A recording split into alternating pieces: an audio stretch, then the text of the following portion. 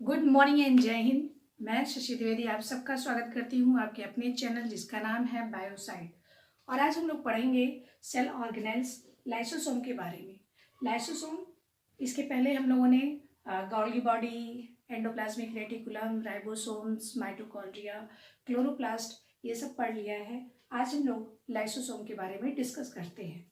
Lysosome, जिसको digestive body कहते हैं, लाइसोसोम जो कि लिसिस करता है सेल के अंदर जो भी सेल ऑर्गेनेल्स हैं, जो डिब्रीज है, जो जिसकी जरूरत नहीं है, जो वेस्टेज है, उनको लिसिस कर देता है ये लाइसोसोम। तो देखते हैं इसके बारे में। लाइसोसोम की खोज सबसे पहले एक बेल्जियन के साइंटिस्ट थे जिन्होंने इसकी खोज की थी। बेल्जियन साइंटिस्ट क्रिश्चियन डी ड्यूवे ने 1949 में इसकी खोज करते हैं लाइसोसोम की। किसने? क्रिश्चियन डी ड्यूवे ने 1949 में लाइसोसोम की खोज की। ये बेल्जियन साइंटिस्ट हैं और टर्म दिया लाइसोसोम। ये जो टर्म लाइसोसोम है वो बेल्जियन साइंटिस्ट क्रिश्चियन डी ड्यूवे के द्वारा दिया गया था और इसको इन्होंने सुसाइडल बॉडी भी कहा, सुसाइडल बैग भी कहा। सुसाइडल बैग इसलिए कहा क्योंकि इसमें hydrolytic enzyme, about 40 types of hydrolytic enzyme पाए जाते हैं। इसमें जो बैग लाइक स्ट्रक्चर है, इसमें 40 टाइप्स के जो हाइड्रोलिटिक एंजाइम पाए जाते हैं, इसीलिए इसको इन्होंने सुसाइडल बैग कहा। क्योंकि ये जो सेल ऑर्गेनेल्स है, जैसे माइटोकॉन्ड्रिया है, एंडोप्लाज्मिक रेटिकुलम है, उसको ही लिसिस, उसको ही डाइजेस्ट कर देता है, तोड़ देता है। और अपने जो लाइसोसोम, खुद लाइसोसोम है, अपने आप को ब्रस्ट कर लेता है, इसीलिए इसको सुसाइडल बैग भी कहा। और सबसे मेन कारण इसका था इसका हाइड्रोलिटिक एंजाइम का इसमें पाया जाना। तो चूंकि क्रिश्चियन डी ड्यूवे ने हाइड्रोलिटिक एंजाइम के कारण इसको सुसाइडल बैग कहा था, इसीलिए इनको नोबेल प्राइज मिला 1974 में। अवार्डेड नोबेल प्राइज इन 1974, लेकिन इसकी खोज 1949 में हो चुकी थी। बहुत देर से इनको नोबेल प्राइज मिला 1974 में। बहुत ही ज़्यादा कैरेक्टरिस्टिक फीचर जो लाइसोसोम का होता है, हाइड्रोलिटिक का पाया जाना, जिसकी वजह से इसमें लिसिस होती है, डाइजेशन होता है, इंट्रासेलुलर एक्स्ट्रासेलुलर जो डाइजेशन पॉसिबल होते हैं वो हाइड्रोलिटिक एंजाइम के कारण। और इसीलिए इन्होंने इसको सुसाइडल बैग भी कहा। ये जो है साइटोप्लाज्म ऑफ एनिमल सेल, ये एनिमल्स में पाया जाता है, एनिमल सेल में पाया जाता है। और ये इसका जो स्ट्रक्चर है वो बैग लाइक स्ट्रक्चर है। बैग लाइक स्ट्रक्चर है, ये इरेगुलर इन शेप है। इसका जो शेप है वो निश्चित नहीं है, इरेगुलर शेप है, irregular shape, bag like structure,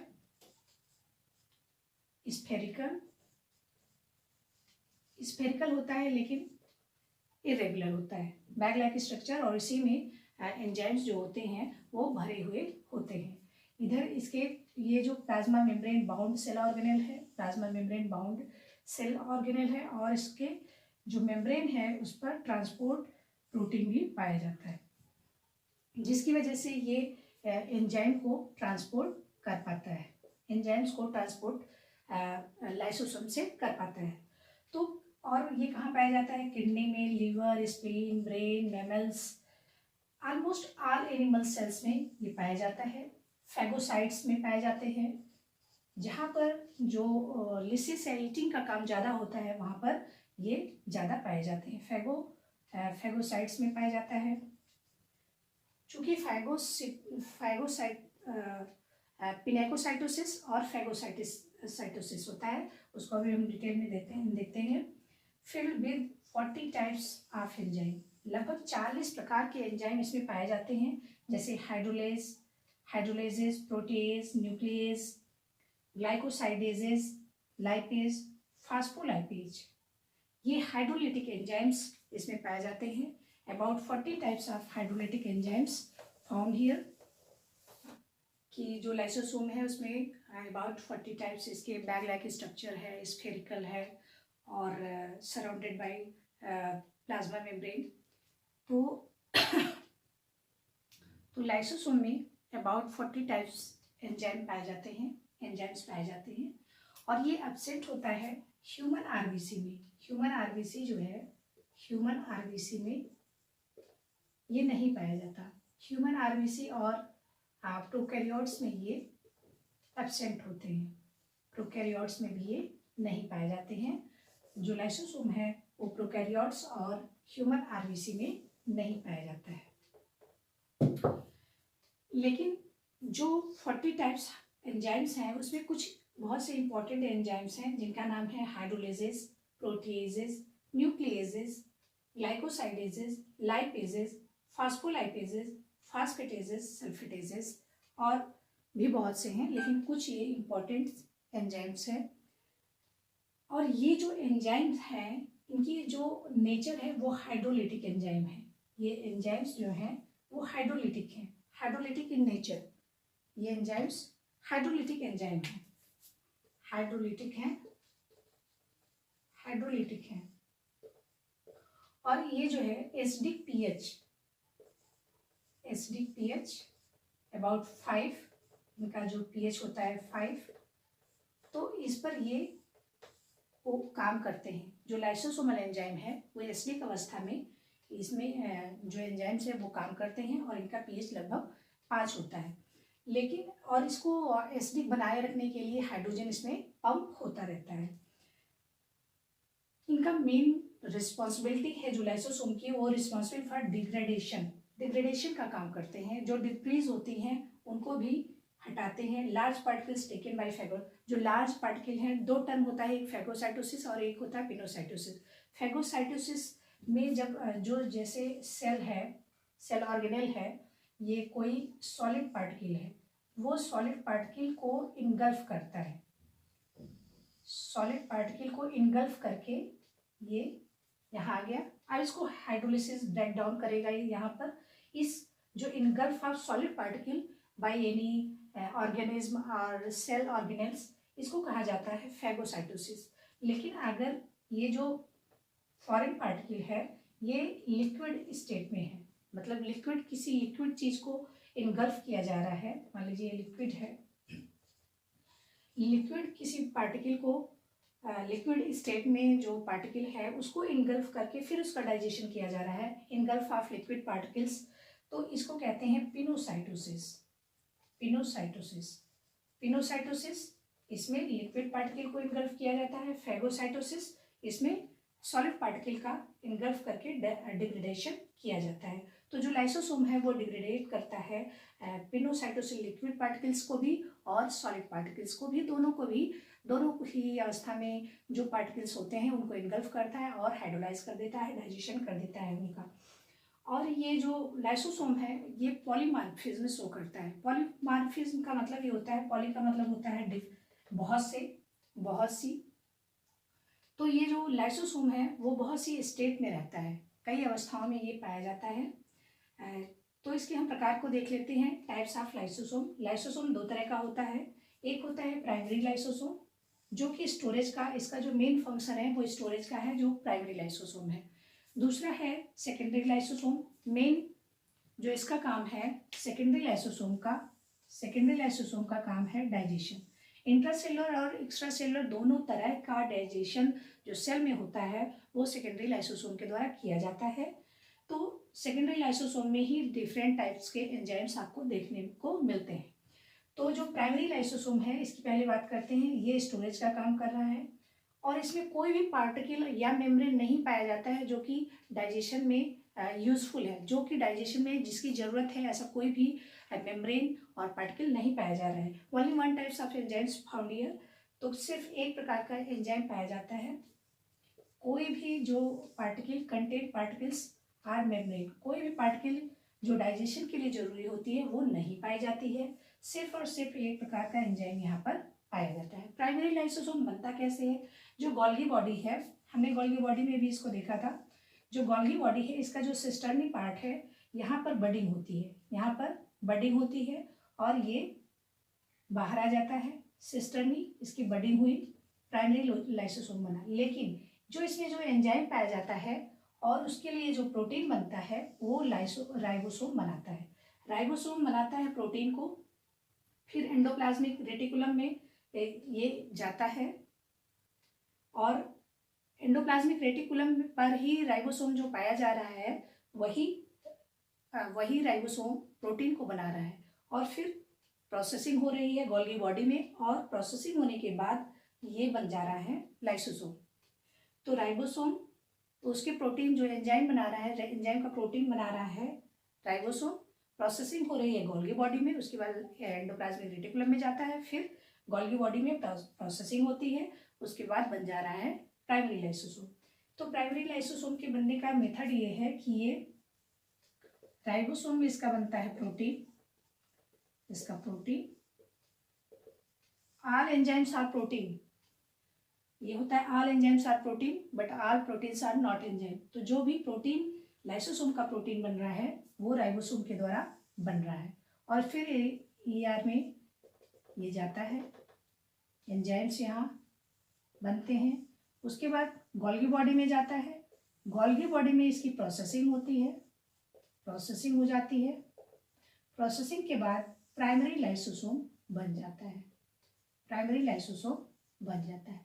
ये प्राइमरी लाइसोसोम के बनने का मेथड है। और इसी प्राइमरी लाइसोसोम में जब फूड पार्टिकल्स आ जाते हैं, जब फूड ऐड हो जाता है, जब फूड ऐड हो जाता है इसी प्राइमरी लाइसोसोम में, तो वो सेकेंडरी लाइसोसोम बन जाता है। तो इस जो लाइसोसोम है उनको, उसके बनने में राइबोसोम, एंडोप्लाज्मिक रेटिकुलम और गोल्गी बॉडी का अहम रोल है। इसके बाद जो है, जब उसमें फूड ऐड होता है तब वो सेकेंडरी लाइसोसोम बनाता है। तो ये हमने देखा। और ये जो है बाई बडिंग होता है, सिस्टर्नी, जो इसका सिस्टर्नी है गोल्गी बॉडी का, उसके बडिंग से बन रहा है। और इसका जो एंजाइम है वो राइबोसोम बना रहा है, इसकी जो लेयर है वो सिस्टर्नी से बन रही है, जो लाइसोसोम की कवरिंग है, जो बॉडी है वो बन रही है गोल्गी बॉडी के सिस्टर्नी से, उसका बडिंग हो रहा है, फिर वो बन रहा है, लेकिन उसका जो एंजाइम है वो बना रहा है राइबोसोम, वो बना रहा है राइबोसोम। इस तरह से प्राइमरी लाइसोसोम बनता है।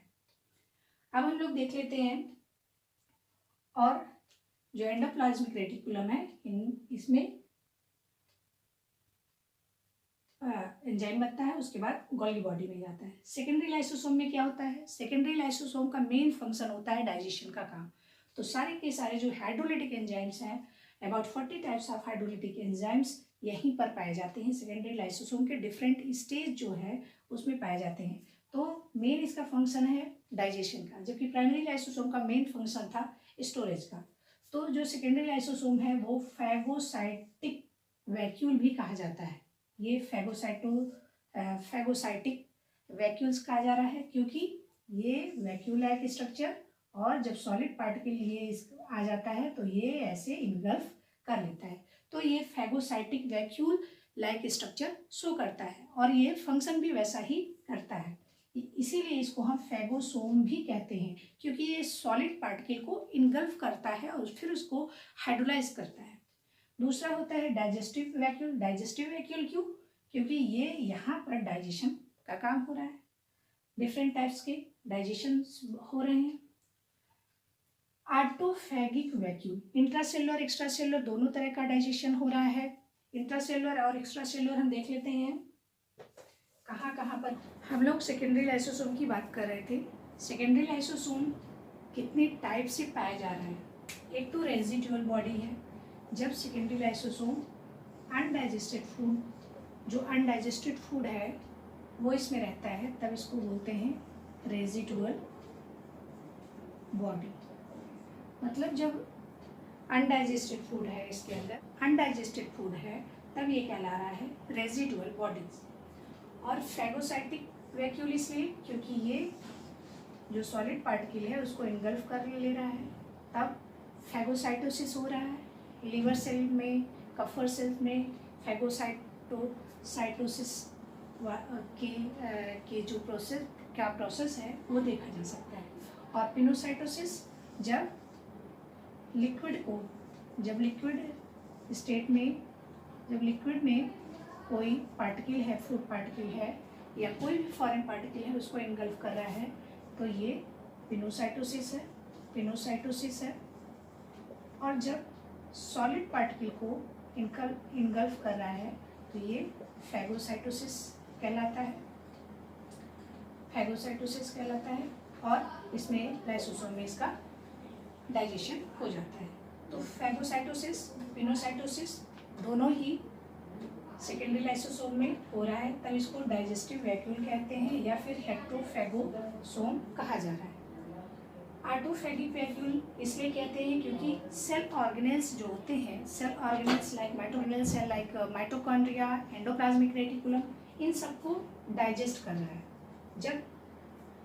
जब सेल ऑर्गेनेल्स जो सेल के अंदर है उनका जब डाइजेशन कर रहा है, उनको ब्रेक डाउन कर रहा है, डिग्रेड कर रहा है, तब उसको ऑटोफैगिक वैक्यूल्स कहते हैं। जैसे माइटोकॉन्ड्रिया का करता है, एंडोप्लाज्मिक रेटिकुलम का करता है।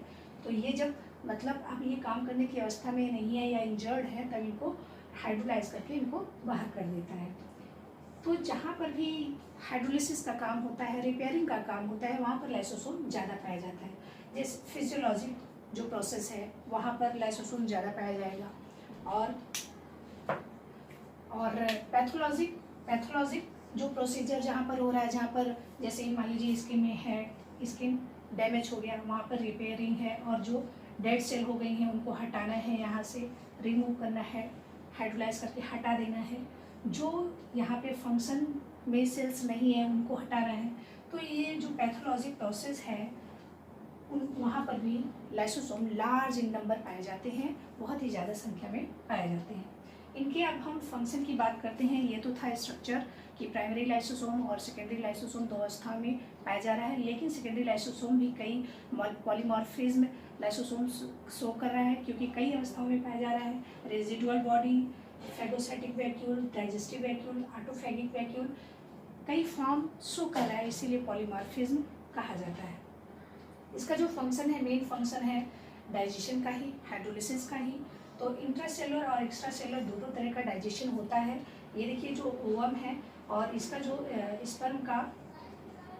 स्पर्म है, स्पर्म का जो एक्रोसोम है, यहाँ पर लाइसोसोम पाया जाता है। और ये क्या करता है, ये जो लेयर होती है लाइसोसोम का ही बना होता है, ये जो लेयर होती है, बाहरी लेयर होती है, आउटर लेयर ऑफ ओवम, इसको हाइड्रोलाइज कर देता है, और जिससे ये यहाँ इसमें इंटर हो पाता है। तो ये जो लाइसोसोम है, इस तरह से ये एक्स्ट्रा सेलुलर डाइजेशन का एक यहाँ पर शो करता है फर्टिलाइजेशन में। और ऑटोडाइजेशन में अपने ही सेल को ही ये ब्रश कर लेता है, हाइड्रोलाइज करके ख़त्म कर देता है, और अपने सेल ऑर्गेनेल्स जो हैं उनको भी हाइड्रोलाइज करता है। रिग्रेशन ऑफ टैडपोल टेल, जो टैडपोल होता है, टैडपोल टेल जो मेढक होता है, जब वो एम्ब्रियोनिक स्टेज में है, उसके बाद जब वो आता है तो ये जो टेल होती है उसको हटाता है। टेल हटा के फिर ये फ्रॉग लाइक स्ट्रक्चर आता है। तो ये जो टेल का मेटामॉर्फिज्म शो करता है, जो फ्रॉग ये इसमें लाइसोसोम एक महत्वपूर्ण भूमिका निभाता है, क्योंकि ये देखिए ये एक्स है, फिर ये प्रोसीजर है, और यहाँ पर ये आपको शो हो रहा है, यहाँ पर ये टेल यहाँ पर दिखाई दे रहा है। ये जो टेल है इसका रिग्रेशन, इसका हाइड्रोलिसिस हो जाता है, हटा देता है, और ये टेल यहाँ से देखिए हट गया है, और ये पूरा मैच्योर फ्रॉग बन गया है। तो जो रिग्रेशन ऑफ टैडपोल है, इसमें लाइसोसोम इम्पॉर्टेंट रोल प्ले करता है, और इसके रिग्रेशन के लिए, मेटामॉर्फिज्म के लिए आयोडीन की बहुत ही इम्पोर्टेंस होती है। आयोडीन जरूरी रहता है इसमें, इसलिए आयोडीन का होना जरूरी है, इसलिए उस तरह के पानी में भी ये पाया जाता है। तो इस तरह से हमने लाइसोसोम के स्ट्रक्चर, फंक्शन और उसमें पाए जाने वाले एंजाइम्स के बारे में देखा, और डिफरेंट टाइप्स के जो अलग अलग तरह से इसके फॉर्म्स होते हैं वो देखा, इसके स्ट्रक्चर को देखा। मेन फंक्शंस यही है, लाइसोसोम डाइजेशन करता है, वो अलग अलग फॉर्म में इंट्रासेलुलर, एक्स्ट्रासेलुलर, पिनोसाइटोसिस, फैगोसाइटोसिस सब कुछ शो करता है। और अपनी जो लाइसोसोम की अपनी बॉडी है, इसको भी कभी कभी ब्रश कर देता है, हाइड्रोलाइज कर देता है, इसीलिए इसको सुइसाइडल बैग भी कहा जाता है। सुइसाइड कर लेता है, इसीलिए सुइसाइडल बैग भी कहा जाता है, इसीलिए इसको सुइसाइडल बैग भी कहा जाता है। और स्कैवेंजर ऑफ द सेल भी कहा जाता है। स्कैवेंजर ऑफ द सेल इसलिए भी कहा स्कैवेंजर, क्योंकि जितनी भी गंदगी है वो सब कुछ, जितने भी डिब्रेज होते हैं, जितने भी जो नॉन फंक्शनल्स ऑर्गेनेल्स हैं या पार्टिकल है जो रिक्वायर नहीं है उन सबको हटाता है, हाइड्रोलाइज करता है और हटा देता है। मतलब एक तरह से कह सकते हैं कि लाइसोसोम जो सेल है, सेल के अंदर साफ सफाई का काम करता है। साफ सफाई के साथ साथ वो डिफरेंट टाइप्स के डाइजेशन को शो कर रहा है, पिनोसाइटोसिस कर रहा है, फाइगोसाइटोसिस कर रहा है, ऑटोफैगी शो कर रहा है, अपने जो सेल ऑर्गेनेल्स जो काम के नहीं रह गए उनको भी हटा रहा है, रिग्रेशन में भी काम आ रहा है, और फर्टिलाइजेशन के दौरान जो स्पर्म की जो एंट्री होती है वो में उसकी जो बाहरी लेयर है उसको भी डिसॉल्व करके वो इंटर करा रहा है। तो इस तरह से लाइसोसोम एक बहुत ही महत्वपूर्ण रोल प्ले करता है डाइजेशन में, और डिफरेंट एक्टिविटीज़ इसकी होती है। इस तरह से लाइसोसोम एक बहुत इंपॉर्टेंट सेल ऑर्गेनेल्स है। इसके बाद हम लोग और जो दूसरे सेल ऑर्गेनेल्स है उसको देखते हैं। Thank you.